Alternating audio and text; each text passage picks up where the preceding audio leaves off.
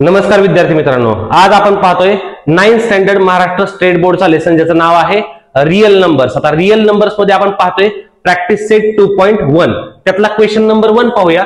त्यामध्ये पहा, classify the decimal form of the given rational number into terminating and non terminating recurring type.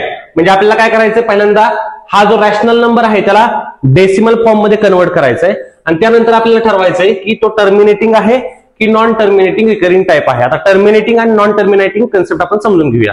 Terminating म्हणजे ह्याचा final answer आपल्याला मिळणार आहे आणि नॉन टर्मिनेटिंग रिकरिंग टाइप म्हणजे तो आपल्याला पुढे कंटिन्युअसली मिळणार आहे। म्हणजे बघा, तो नंबर कधीही संपणारा नाहीये। पहा, ह्यामध्ये आहे 13/5। त्याला पहिल्यांदा काय करूया, आपण त्याला पहिल्यांदा कन्वर्ट करूया आपण रॅशनल नंबरला डेसिमल मध्ये। ओके, बघूया आपण कसं करूया। आता ते 13/5 काय करा, 13 डिवायडेड बाय 5 करा।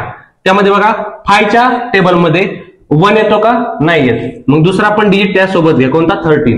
मग काय करणार, 5 2 जा 10, 5 2 जा 10 म्हणजे 13 मधून 10 गेले, किती राहिले, रिमेनिंग 3। समजतंय? त्यानंतर ना पुढे काय करायचं आपल्याला, आपण ज्यावेळेस इथे एक 0 ऍड करतो राईट साइडला, त्यावेळेस काय करतो आपण, वरती डेसिमल मध्ये एक पॉईंट देतो। एक पॉईंट इथे देऊया आपण, 2 च्या नंतर एक पॉईंट दिला।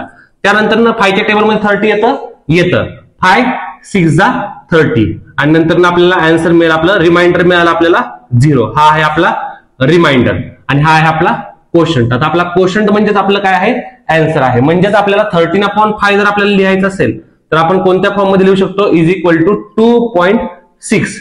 आता बघा, ह्या ठिकाणी मला 2.6 मिळालं म्हणजे माझा इथे फायनल आन्सर मिळालं, त्यापुढे नंबर मिळतात तर मला कोणताही नंबर याच्या पुढे मला मिळत नाही, म्हणून आपण त्याला काय म्हणणार, it is a terminating type. कोणतं म्हणणार आपण, ह्याला terminating type. Terminating type. Second वाला क्वेश्चन बघूया, सेम ह्याच पद्धतीने करायचं। काय करायचं, 2/11 आहे, काय करायचं, ब्रॅकेट मध्ये आतमध्ये 2 लिहायचा, बाहेर 11 लिहायचा।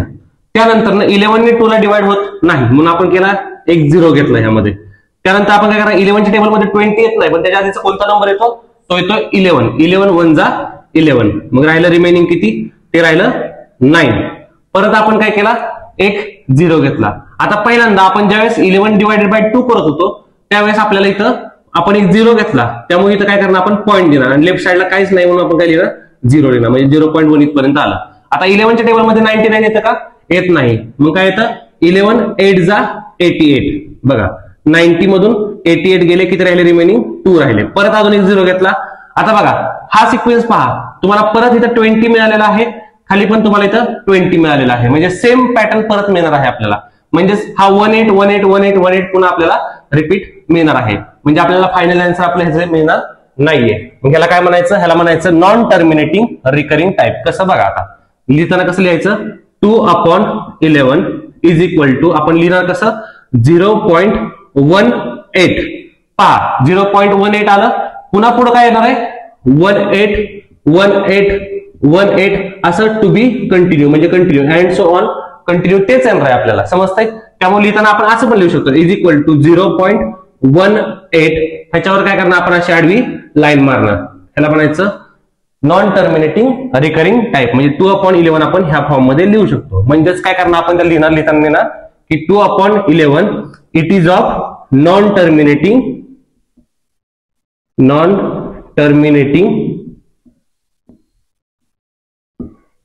Recurring type. झालं आपलं आन्सर। समजलं? या ठिकाणी बघा, ह्याचा स्क्रीनशॉट काढून घ्या, म्हणजे तुम्हाला जेणेकरून तुम्हाला सॉल्व्ह करताना हे उपयोगी पडेल। त्यातलाच क्वेश्चन नंबर 2 पाहता। क्वेश्चन नंबर 2 आहे, write the following rational number in decimal form. आता आपल्याला काय करायचंय, रॅशनल नंबर आहे म्हणजे तो काय आहे, P/Q च्या फॉर्म मध्ये आहे, आपल्याला तर काय करायचंय, डेसिमल फॉर्म मध्ये आणायचं, म्हणजे आपल्याला त्याला पॉईंट मध्ये लिहायचं। आता कसं लिहायचं पहा, 127/200 काय करायचं, डिनॉमिनेटरला 200 आहे, आपण 200 ला 1000 करू शकतो, येस, पण कितीने मल्टिप्लाय करावं लागेल आपल्याला, टोटल 5 ने। जर 200 ला आपण 5 ने मल्टिप्लाय करतोय तर आपण फ्रॅक्शनच्या रूल मध्ये आपल्याला माहिती आहे की जर आपण डिनॉमिनेटरला एका नंबरने मल्टिप्लाय करतोय तर आपल्याला न्यूमरेटरला पण त्या नंबरने काय करायचंय, मल्टिप्लायच करायचंय। म्हणजे कसं करणार आपण, 127 इंटू 5/200 इंटू 5 असं का, कारण बघा आपण डिनॉमिनेटरला 5 ने मल्टिप्लाय केलं म्हणजे आपला आन्सर किती येणार आहे, 200 इंटू 5 किती येईल आपलं, 1000 येईल, बरोबर। म्हणजेच आपण डिनॉमिनेटरला जर 5 ने मल्टिप्लाय केले तर न्यूमरेटरला पण आपल्याला किती मल्टिप्लाय करावं लागेल 5 नेच. म्हणजे बघा वरती असतो न्यूमरेटर खाली असतो डिनॉमिनेटर. आता 127 into 5 बघा कॅल्क्युलेट करा. 7 5 जा 35 इथं 3 कॅरी होईल. 5 2 जा 10 10 प्लस 3 13 त्यानंतर परत 1 कॅरी 5 1 जा 5 प्लस 1 6 635 आपलं आन्सर येईल. म्हणजे 635/1000 इज इक्वल टू आता आपल्याला पॉईंट मध्ये लिहायचंय मग कसं लिहायचं बरोबर ना. सगळ्यांना मोठा प्रश्न पडतो वरती न्यूमरेटर आहे खाली डिनॉमिनेटर आहे. ह्याला कटिंग करत बसायचं का?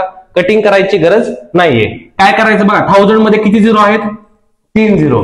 काय करायचं पहिल्यांदा वरचा न्यूमरेटर आहे असं लिहून घ्यायचं 635 ह्यामध्ये 3 डिजिट सोडायचे राईट साइडने 1 2 3 आणि लेफ्ट साइडला काय करायचा पॉईंट द्यायचा. परत सांगतोय बघा 635/1000 आहे बरोबर. 1000 मध्ये 3 झिरो असल्यामुळे डिजिट मध्ये राईट साइडला 3 डिजिट सोडायचे 1 2 3 आणि लेफ्टला काय करायचं पॉईंट द्यायचा. तर लेफ्टला काहीच नाहीये. काहीच नाही म्हणजे काय लिहायचं मग त्या ठिकाणी 0 लिहायचा. 0.635 हे आपलं आन्सर असेल. म्हणजेच 127/200 इज इक्वल टू किती आपला आन्सर 0.635. नमस्कार विद्यार्थी मित्रांनो, ह्यामध्ये आपण आता क्वेश्चन नंबर 3 पाहतोय. पहा write the following rational number in P/Q form. आपल्याला हा नंबर जो आहे ना तो कशामध्ये लिहायचा आहे P/Q फॉर्म मध्ये लिहायचा आहे. ह्या ठिकाणी दिलेला आहे 0.6 बार. म्हणजेच आपण हा कसा लिहू शकतो 0.6666 अँड टू बी कंटिन्यू. म्हणजे हा नंबर पुढे कंटिन्यू आहे. समजलं. ह्याला आपल्याला कोणत्या फॉर्म मध्ये लिहायचं आपल्याला लिहायचं P/Q च्या फॉर्म मध्ये. तो लिहित असताना आपल्याला काय करावं लागेल बघा. हा 0.6 बार आहे. आपण काय म्हणणार लेट त्याला x मानणार. x is equal to 0.6 bar. समजतंय. त्यानंतर ना म्हणजे आपल्याला माहिती आहे की हा 6 नंबर पुढे काय होणार आहे रिपीट होणार आहे. त्यानंतर आपण काय करणार दोन्ही साईडला कितीने मल्टिप्लाय करणार 10 ने मल्टिप्लाय करणार. कारण ह्या ठिकाणी बघा पॉईंट नंतर किती डिजिट आहे एकच डिजिट आहे म्हणून कितीने मल्टिप्लाय करायचं 10 ने. बघा मल्टिप्लाय त्याला इक्वेशन नंबर 1 देऊया आपण. इक्वेशन नंबर 1 बाय 10 म्हणूया. समजतंय. कितीने मल्टिप्लाय केलं आपण 10 ने. म्हणजेच आपण कसं लिहिणार मग ह्या ठिकाणी बघा 10 ने x ला मल्टिप्लाय केलं किती 10x इज इक्वल टू 10 ने जर 0.6 बार ला मल्टिप्लाय केलं बघा 0.666 इंटू जर समजा आपण 10 केलं तर काय होईल यामध्ये एक पॉईंट राईट साइडला शिफ्ट होईल. म्हणजे किती आन्सर येईल आपलं 6.6 आन्सर येईल. बघा कसं हा पॉईंट आहे तो एक डिजिट सोडून राईट साइडला शिफ्ट झाला म्हणजे 6.6 आपला आन्सर येणार आहे हे वाला. ओके म्हणजे आपण कसं लिहिणार 6.6 पण पुढे कंटिन्यू 666 आहे ना म्हणून काय करणार आपण बार लिहिणार. समजतंय. या ठिकाणी इक्वेशन नंबर 2 म्हणूयात आपण याला. त्यानंतर आपण काय करणार ह्या इक्वेशन मधून हे पहिलं इक्वेशन सबट्रॅक्ट करणार. म्हणजे इक्वेशन नंबर 2 मधून पहिलं सबट्रॅक्ट करणार. इक्वेशन नंबर 2 आधी लिहूयात. म्हणजे काय करणार आपण 10x is equal to 6.6 bar minus आपण काय करणार आहे x आणि राईट साइडला काय येईल इज इक्वल टू 0.6 बार. समजतंय. आता आपण हे सबट्रॅक्ट करणार आहे. 6.6 मधून 0.6 मायनस केल्यानंतर बघा 6 मधून 6 गेला 0 राहिला पॉईंट आहे असा आणि 6 मधून 0 गेला 6 राहिला म्हणजे 6 आन्सर आला राईट साइडला. आणि 10x मधून x गेला म्हणजे किती 1x गेला इज इक्वल टू किती राहिलं 9x आणि मध्ये इज इक्वल टू साइड आहे असं. म्हणजे आपल्याला मिळालं 9x is equal to 6 9x is equal to 6 मिळालं. म्हणजेच x इज इक्वल टू 6/9 हे दोन्ही कोणत्या टेबल मध्ये 3 च्या 3 2 जा 6 3 3 जा 9 म्हणजे x इज इक्वल टू किती आपलं 2/3 आपल्याला म्हणजे हा आपला रॅशनल नंबर फॉर्म मध्ये आला 2/3 च्या. त्यानंतर ना सेम आहे बघा एक्झाम्पल इकडे बघा 5वं एक्झाम्पल कोणतं 2.514 बार. ह्या ठिकाणी बघा काय करायचं लेट म्हणायचं let x is equal to 2.514 bar बरोबर. म्हणजेच 514 514 514 पुढे कंटिन्यू येणार आहे. त्यासाठी बघा आता आपण काय करायचं मल्टिप्लाय. आता मल्टिप्लाय आपण इथे कितीने केलं तर 10 ने. का तर एकच डिजिट होता पॉईंट नंतर एकच डिजिट रिपीट होत होता. ह्या ठिकाणी किती डिजिट रिपीट होता 3 डिजिट म्हणजे कितीने मल्टिप्लाय करावं लागेल आपल्याला 1000 ने. मल्टिप्लाय